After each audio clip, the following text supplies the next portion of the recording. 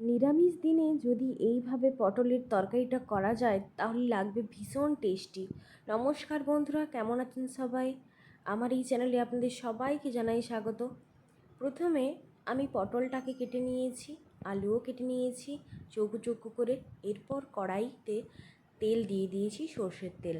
তেলটাকে ভালোভাবে গরম করে নিয়েছি। এরপরে আমি কেটে রাখা আলু দিয়ে দিলাম। আলুটাকে বেশ কিছু সময় ধরে ভালোভাবে ভেজে নেব। তো নিরামিষ দিনে এই মশলাগুলো দিলে পটলের তরকারি লাগবে খুবই সুন্দর। তো দেখুন আমি কী মশলা দিয়ে পটলের তরকারিটা করি। আলু ভেজে তুলে নিলাম। এরপরে আমি কেটে রাখা পটলগুলো দিয়ে দিলাম। পটলগুলো লবণ দিয়ে কিছু সময়ের জন্য ভেজে নেব। পুরনো এবং নতুন বন্ধুদের জানাই অসংখ্য ভালোবাসা। ভিডিওটি স্কিপ না করে শেষ পর্যন্ত দেখার অনুরোধ রইল।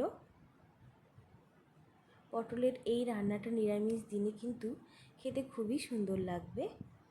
এখানে আমি পটলগুলোকে 4 থেকে 5 মিনিট হাই ফ্লেমে ভেজে নিয়েছি। পটলগুলো ভেজে নেওয়ার পর ওই কড়াইতে আমি সর্ষের তেল দিয়ে দিলাম, আর দিলাম এলাচ, দারচিনি এবং 1 চামচ চিনি।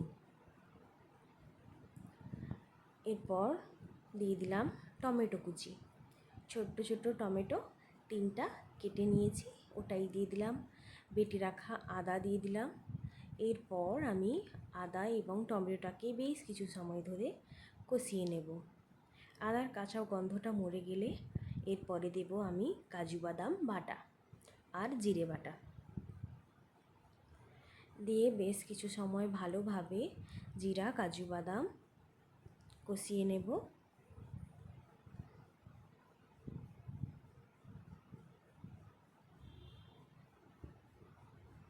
এরপরে আমি কাশ্মীরি শুকনো লঙ্কা বেটে নিয়েছিলাম, ওই বাটাটা দিয়ে দিলাম। 5টা কাশ্মীরি শুকনো লঙ্কা বেটে নিয়েছি, বাটাটা দিলাম ভালো কালারের জন্য। এরপর গুঁড়ো মশলার মধ্যে হলুদ গুঁড়ো ও লঙ্কার গুঁড়ো দিলাম, দিয়ে জল দিয়ে দিলাম। মশলাটাকে ভালো করে কষিয়ে নেব, তেল ছাড়া পর্যন্ত অপেক্ষা করব। তো হাই ফ্লেমে এইভাবে খুন্তির সাহায্যে নাড়তে থাকবো। যেহেতু আমি কাজু বাদাম দিয়েছি তাই লেগে যাওয়ার চান্স থাকে খুব বেশি, এই জন্য বেশ ভালো কিছু সময় ধরে ধরে এইভাবে নাড়াচাড়া করে নেব। মশলা থেকে তেল ছাড়তে শুরু করে দিয়েছে, মশলা কষানো একদম কমপ্লিট। এরপর ভেজে রাখা পটল এবং আলু দিয়ে দেব। প্রথমে আমি পটলগুলো দিয়ে মশলার সঙ্গে কষিয়ে নেব।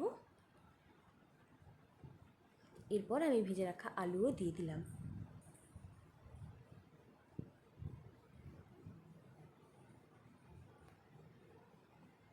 তিন থেকে 4 মিনিট এইভাবে কষতে থাকবো। এরপর আমি দিলাম পোস্ত বাটা। পোস্ত বাটাটা সবসময় আপনারা এইভাবে শেষে দেবেন, ভালো লাগবে। পোস্ত বাটা দিয়ে 2 থেকে 3 মিনিট একটু কষিয়ে নিলাম। এরপর আমি জল দিয়ে দেব পরিমাণ মতো, যাতে আলু পটল খুব সুন্দরভাবে সেদ্ধ হয়ে যায়। চাইলে গরম জল দিতে পারেন, তো আমি এই সময় ঠান্ডা জল দিয়ে দিয়েছি, এই নর্মাল ওয়াটার দিয়েছি।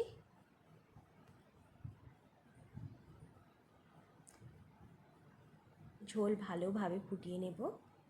যখন দেখব যে আলু এবং পটল সেদ্ধ হয়ে গেছে, তখন গ্যাসের ফ্লেমটা একটু লো করে একটা ঢাকনা দিয়ে দিয়েছিলাম, যাতে খুব সুন্দর আলুটা সেদ্ধ হয়ে যায়। এরপর ঢাকনা খুলে নামিয়ে নিলাম। পটলের তরকারি নিরামিষ দিনেই পটল লাগবে খুবই দারুণ। তো কেমন লাগলো আজকের রেসিপি কমেন্ট করে জানাবেন। এখনকার মতো টাটা, দেখা হচ্ছে পরবর্তী ভিডিওতে।